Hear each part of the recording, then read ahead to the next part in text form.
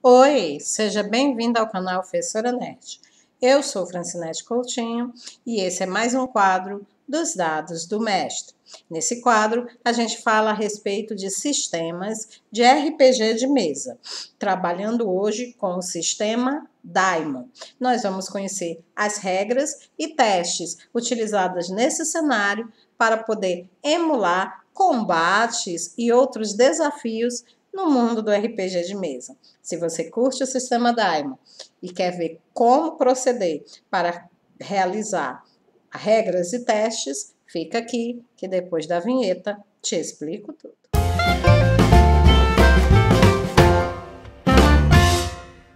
Oi, você caiu aqui de paraquedas e nem sabe do que é que eu estou falando? RPG de mesa é um jogo de interpretação de papéis, ou seja, é um jogo onde um dos jogadores ele recebe uma função especial de atuar como mestre ou narrador. O papel do mestre é definir o cenário, as regras do sistema que serão adotadas, criar os desafios que serão vividos pelos outros jogadores.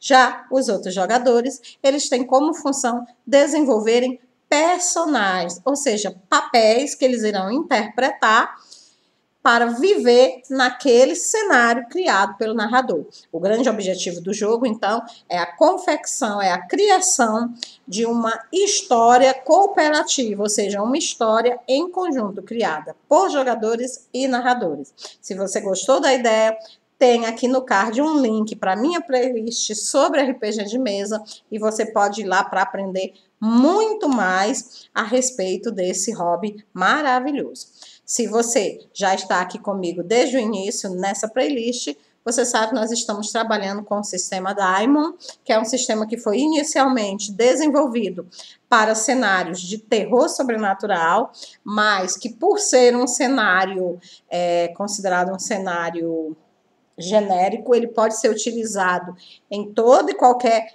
tipo de ambientação, desde, é claro, que feita algumas devidas adaptações por parte do narrador.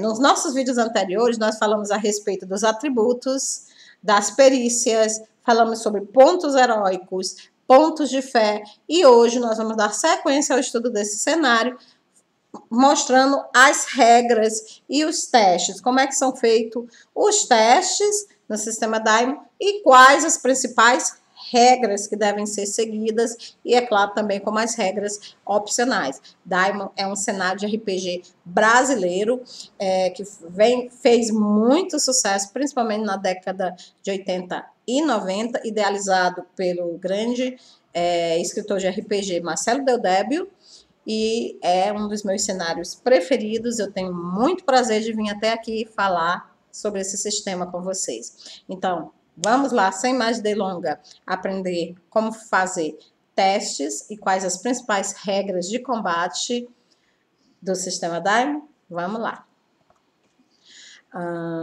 Primeira coisa que você tem que ter em mente, né, é que por mais cuidado que os personagens tenham, por mais que eles procurem evitar, em algum momento eles vão ter que enfrentar algo ou alguém. Em algum momento eles vão ter que testar um conhecimento, eles vão ter que utilizar uma perícia para poder vencer um desafio, eles vão ter que combater um inimigo. Então, isso em qualquer RPG é inevitável, tá? No caso do sistema Daimon, quando isso acontece, você vai ter que fazer os devidos testes, né? Para poder definir se você acertou ou não. Então, imagine que o seu personagem decide que vai arremessar uma pedra na cabeça de um inimigo. Isso mesmo, uma pedra. Ele vai jogar a pedra na cabeça do inimigo. Para poder o mestre saber se ele acertou, né? E quantos pontos o pobre do coitado do inimigo vai levar depois dessa pedrada, né? É necessário que esse mestre ele tenha um mecanismo, ele tenha um conjunto de regras para determinar. Ele não pode simplesmente olhar e dizer, olha, ele acertou. E o teu personagem vai levar 3 pontos, né, na testa. Ele não pode simplesmente fazer isso. Até porque é um confronto entre 2 personagens na mesa. E no mundo do RPG, ambos os personagens têm o mesmo direito, tá certo? Então, quem vai ter que definir isso é os mecanismos de teste. São os mecanismos de teste que vão dizer se o personagem que jogou a pedra errou ou acertou, tá certo? Os testes, eles são sempre feitos nesse sistema com um D100. Um D100 seria a jogada de um dado de 100 lados. Como não existe, né, esse negócio de dados de 100 lados, a gente joga 2 dados de 10 lados cada um, tá bom? São esses dados que estão aqui, né, na telinha aqui, né? Eu coloquei aqui alguns dados de 10 lados, ó, né? Então, a gente joga um dadozinho de 10 lados, tá? Um deles vai servir como unidade, o outro vai servir como dezena. Aí, vamos supor que eu jogue, o da dezena deu 5 e o da unidade deu 4. O resultado do teste é 54. Então, você não soma, né? Você utiliza um como dezena e o outro como unidade. Se você não tiver os dados de 10, né? Porque, às vezes, pode ser que você esteja começando a narrar agora e você ainda não tem o seu kit de dados especiais, você só tem dados de 6 lados, né, os famosos D6. Como é que você vai fazer, então, para jogar esse sistema? Você pode substituir o jogada de um D100 por um cronômetro. Você pega um cronômetro, até aquele cronômetro mesmo do seu celular, mas tem que ser um cronômetro que ele tenha marcação, né, até centésimos de segundo, né? Você vai esquecer você vai esquecer o segundo e, né, e o minuto e você vai olhar apenas os centésimos. Aqueles centésimos, eles sempre variam de 00 a 100, 00 a 99, no caso, né? Então, eles sempre variam de 00 a 99. Quando ele zerar de novo, é como se fosse o 100. Então, você vai contar até 5 e apertar o cronômetro. O valor que aparecer lá nos centésimos é como se fosse a sua jogada de dados, tá ok? Beleza. Vamos supor que você precise jogar um teste, e aí o valor da perícia que você precisa testar seja 34. Vamos supor que você tenha 34 na arte de cantar. Para saber se você cantou bem, né? Se você teve um bom resultado, você vai jogar a jogada de D100, os 2 dados de 10 lados. E o resultado vai ter que ser menor do que 32, menor ou no máximo igual, tá? Menor ou igual. Se for maior, aí a gente diz que você falhou, que você não conseguiu ter um bom resultado no seu canto. Cantou feio, cantou desafinado, né? Não sabia a letra. Aí o narrador vai dizer o que aconteceu. Mas uma coisa que você tem que ter sempre em mente é que qualquer resultado superior a 95 sempre será uma falha. Então, 96, 97, 98, 99 e 100 no dado é falha. Mesmo que você tenha, vamos supor, você ataque 120, né? Você ataque 120 e aí você tirou 98 no dado. 98 é menor que 120, mas não importa. Não importa porque você já está na chamada trilha de falha, né? Que vai de 95 até 100. Acima de 95 até 100. Então, passou de 95, independente do valor do teste, você falhou, você errou, tá bom? Vamos começar explicando esses testes com mais calma, falando a respeito do primeiro tipo de teste que ocorre no sistema Daimon, que é o teste de atributo, né? Ele é o mais simples de todos os testes, né? E ele é utilizado quando o personagem é submetido a uma provação simples e direta, tá? É uma coisa simples e direta. Nesse caso, o mestre, ele pode pedir que o jogador faça um teste de atributo. Aí ele deve solicitar, né? Deve ver se esse jogador ele tem algum tipo de treinamento que pode ajudar, né? Vamos ver assim, né? Será que, no caso do cara que estava lá cantando, será que ele tinha, né, a voz afinada? Será que ele tinha voz melodiosa? Sei lá, alguma perícia que pudesse auxiliar ele a cantar? Não, ele não tinha nenhuma perícia para isso. Então, ele teria que fazer um teste de carisma, ele teria que contar apenas com o seu carisma natural para poder encantar a plateia, tá certo? Então, quando não há nenhum tipo de treinamento que possa ajudar o personagem, né? Não existe treinamento para aquele momento, aí a gente diz que é um teste de atributo. O valor do teste é calculado como sendo o valor do atributo da pessoa vezes 4. Então, vamos supor que o carisma dele fosse 12. 12 vezes 4, 48. Ele iria fazer um teste de atributo com o atributo dele valendo, o valor de teste dele valendo 48.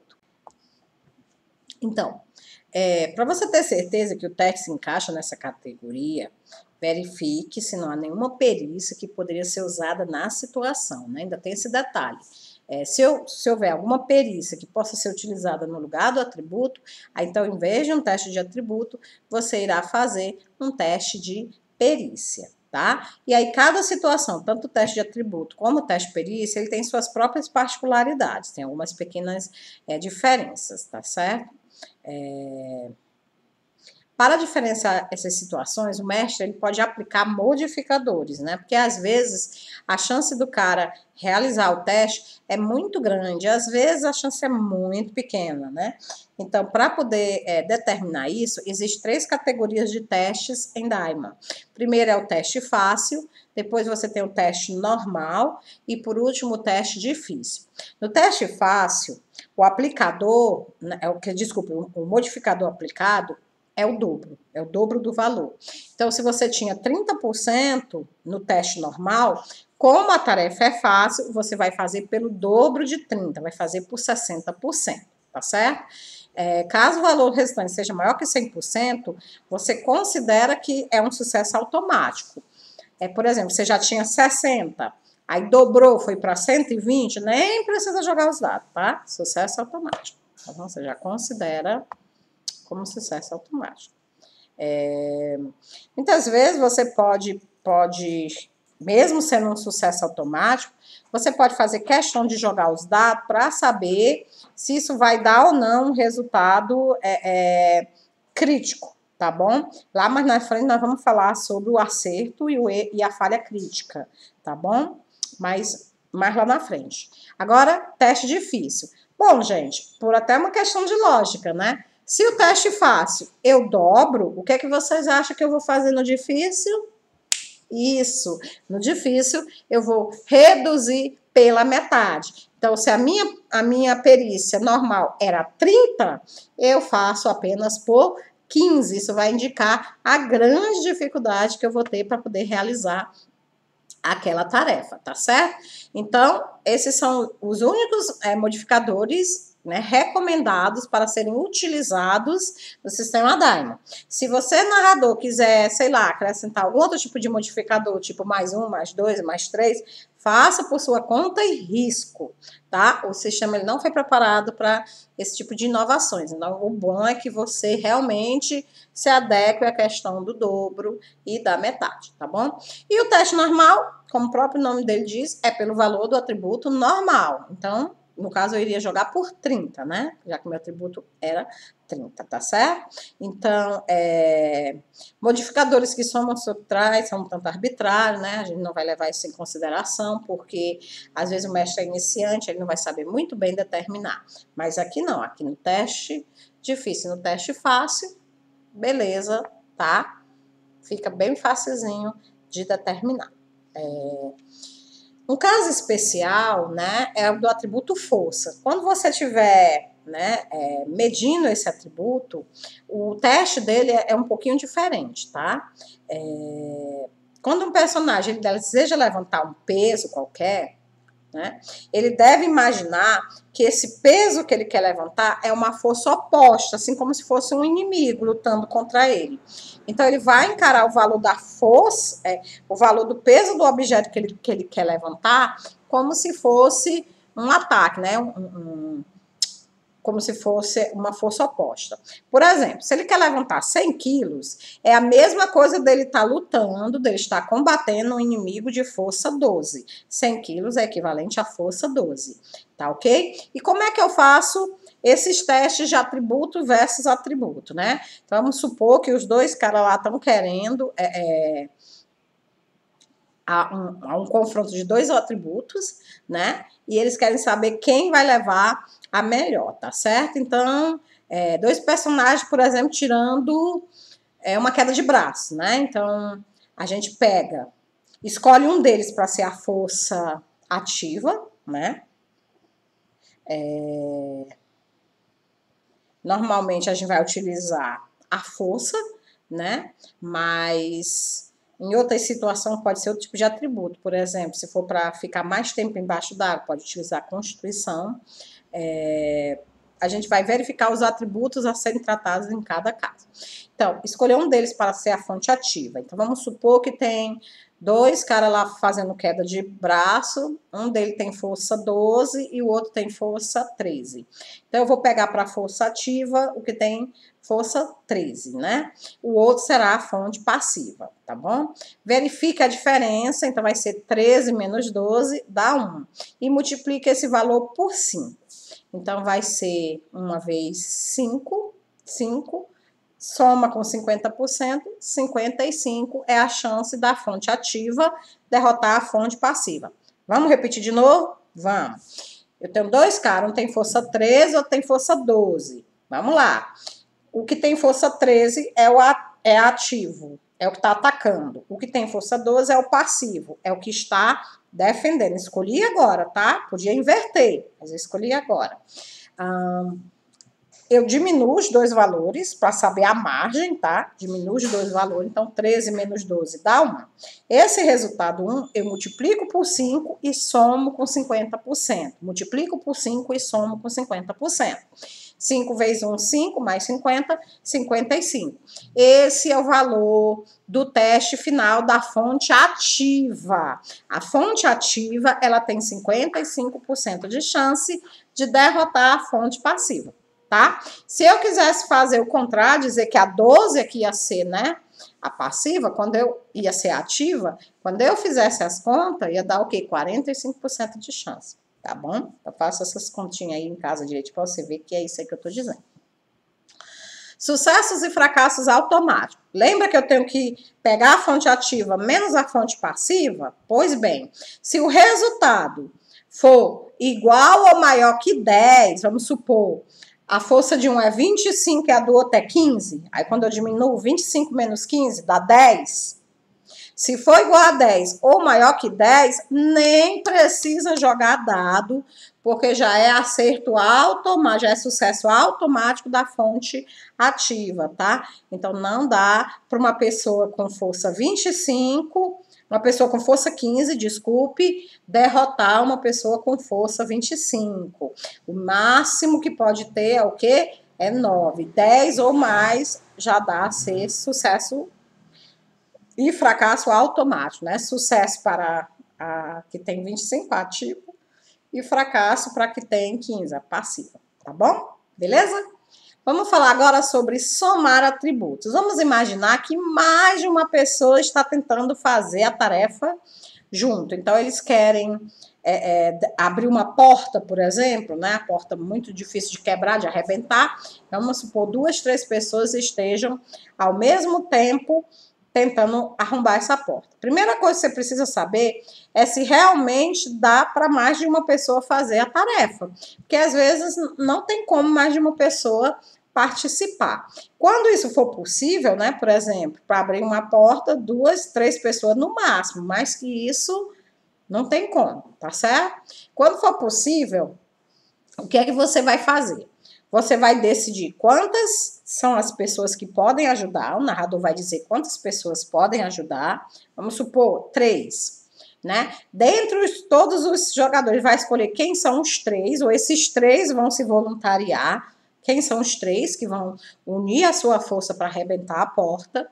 Ele vai pegar o valor individual mais alto, então vamos supor que um é 10, o outro é 12 e o outro é 13. Ele vai pegar o 13, que é o valor individual mais alto, e ele vai separar, certo? Depois ele vai pegar o 10 e o 12, que foi o que restou, ele vai somar, vai dividir o resultado por 2. 22 dividido por 2, 11. Se tivesse dado quebrado, a gente arredondava para cima. Como deu inteiro, 11.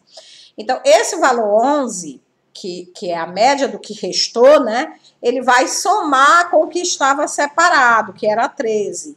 11 mais 13 vai dar 24, tá? 24. Esse 24 é o que a gente chama de atributo somado. Então, quando jogar o teste, né? Não vai jogar pelos valores individuais de cada um, nem mesmo pela soma dos 3 valores, mas sim pelo atributo somado. Eles vão derrubar a porta com o atributo de valor 24. Aí você vai, multiplica por 4 para encontrar o valor do teste, tudo aquilo lá que eu falei para vocês, né, nos exemplos anteriores. Tá bom? Beleza? Perfeito. Vamos falar um pouquinho agora a respeito de teste de resistência. Às vezes, os personagens eles são submetidos a provações de ordem física e mental. São situações inesperadas, né? Que eles não conseguem, não conseguem de jeito nenhum resistir, tá? Um teste de resistência, ele é um teste de atributo, tá? Nada mais é do que um teste de atributo. Então, o que é que você vai fazer? Você vai pegar a constituição, né? Se o ataque for físico, venenos, gases tóxicos, ácido, esmagamento, né? Ou a força de vontade, a will, se o ataque é mental, ilusões, alucinações, magias de controles, poderes psionicos, tá? Se, no entanto, né, forem explosões, escorregões, quedas, desmoronamentos, você vai usar agilidade. Então, são essas 3, quando você quer um teste de resistência, são esses 3 atributos que você vai poder utilizar dependendo da situação em que você se encontra, tá? Então, se são venenos, gases tóxicos, constituição. Se forem ilusões, alucinações, magias de controle, coisa que afete a mente, força de vontade, né? O nosso will. E se for algo que ele precise correr, pular, saltar, como explosões, quedas, escorregões, ele vai fazer um teste de agilidade, ok? Aqui nós temos uma tabela, né? Que essa tabela ela nos permite determinar os valores. Então, vamos imaginar aqui uma fonte ativa 16, né? Contra uma fonte passiva também 16. Então, 16 com 16. Se as fontes são igual, ó, gente, quando eu fizer menos 16 menos 16 vai dar 0, né? 0 mais 50%, você tem 50% de chance de acertar, tá bom? Quando, por exemplo, aqui, ó, 14, né? 14 na ativa e 15 na passiva, 45 de chance. Se for o contrário, né? 15 na passiva e 14 na ativa, né? 45%. Tá certo? Então, de um para outro, ó, você observa que vai aumentando, né? 5% sempre, né? 45, 50, 55, né? 40, 45, 50, 55, né? Então, essa tabelazinha aqui, ela é encontrada, né, na maioria dos livros do sistema Diamond, e ela é muito prática para evitar que você precise ficar fazendo os cálculos, né? Se você tiver narrador com essa tabela debaixo do braço, você pode, a ativa é 17, a passiva é 9. O 17 tem 90% de chance de acabar com ele, né? O cara tem ativa 15, passiva 10, né? Ativa 15, passiva 10. Então, 15 por 10, a fonte ativa tem 75% de chance, tá bom? Então, é assim, né, que a gente utiliza essa tabela. Uma tabela muito, muito legal, muito interessante, né? Que você pode utilizar para evitar ter que estar fazendo cálculos, né, desnecessários. Então, como nós já vimos, como fazer o teste de atributos. Só relembrando, para ficar bem fixo na sua mente, você determina os valores de atributo da fonte ativa e da fonte passiva. Quem é ativa, quem é passiva. Depois você faz a diferença entre elas. Uma fonte ativa 12 contra uma passiva 10. Diferença 2. O resultado dessa diferença você multiplica por 5, 2 vezes 5, 10, e você soma com 50%. 60% é a chance da fonte ativa vencer a fonte passiva. Isso toda vida que você estiver trabalhando com atributos e toda vida que não houver nenhuma perícia, nenhum treinamento, nada que possa ser utilizado, né? Aquelas situações em que não havia como você se preparar para ela, não havia como você estudar, como você, né, treinar para aquilo ali. São coisas intuitivas, coisas que acontecem independente, né, de treinamento. Nesse caso, você vai utilizar os testes de atributo. Mas quando esse teste ele pode ser feito por uma determinada perícia, por um determinado treinamento, quando havia como você se preparar para isso, por exemplo, um teste de medicina, você teria que fazer a faculdade de medicina, é um teste de combate, você teria que aprender a lutar, é um teste de kickbox, você teria que aprender kickbox, ou seja, existe uma perícia, e quando essa perícia existe, você não vai fazer o teste de atributo, e sim o teste de perícia. Quer saber como é que faz o teste de perícia? Então não deixa de perder o nosso próximo vídeo, porque esse aqui está ficando muito longo, e no nosso próximo encontro eu vou ensinar você como fazer os testes de perícia e muito mais detalhes a respeito das regras e testes no sistema Daima. Se você já é inscrito, não esqueça de ativar o sininho. E se não for, por favor, inscreva-se para que você possa receber o próximo vídeo, tá bom? Não esqueça de curtir e compartilhar e me ajudar a levar esse conhecimento a vários outros jovens jogadores sedentos de aprender mais sobre o mundo do RPG. Conto com vocês, fica com Deus e até o nosso próximo encontro. Tchau!